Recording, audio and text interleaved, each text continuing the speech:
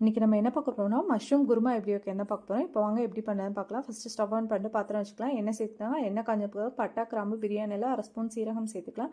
பொடிசாக கட் பண்ணால் பல்லாரி வெங்காயம் 1 சேர்த்துக்கலாம். அதுக்குள்ளே வந்து மிக்ஸி ஜாரில் வந்து 2 தக்காளியும் 1 பச்சை மிளகாய் அரைச்சி எடுத்துக்கலாம். இஞ்சி பூண்டு பேஸ்ட் சேர்த்துக்கலாம். அது நல்லா வதங்கட்டும். அதில் புதினா இலை சேர்த்துக்கோங்க. புதினா இலை எந்த குருமாவுக்கு சேர்த்தாலும் நல்லா டேஸ்ட்டாக இருக்கும். அதுக்கப்புறம் நம்ம அரைச்சி வச்ச தக்காளி பேஸ்ட்டு சேர்த்துக்கலாம். மஷ்ரூம் வந்து நான் இந்த ஷேப்பில் கட் பண்ணி சேர்த்துக்கேன். உங்களுக்கு என்ன ஷேப் வேணுமோ கட் பண்ணிக்கோங்க. அதுக்கப்புறம் ஒரு மிக்ஸி ஜாரில் கொஞ்சம் தேங்காவும் முந்திரி ஒரு 7-8 முந்திரியும் 2 ஸ்பூன் தயிர் சேர்த்துக்கோங்க. அதுக்கப்புறம் வந்து சிக்கன் பவுடர் நான் வீட்டில் அரைச்சதை சேர்த்துருக்கேன். உங்கள்கிட்ட சிக்கன் பவுடர் வீட்டில் அரைச்சதுனா சக்தி சிக்கன் பவுடர் இருக்குல்ல, குழம்புத்தூள், அதை சேர்த்துக்கோங்க.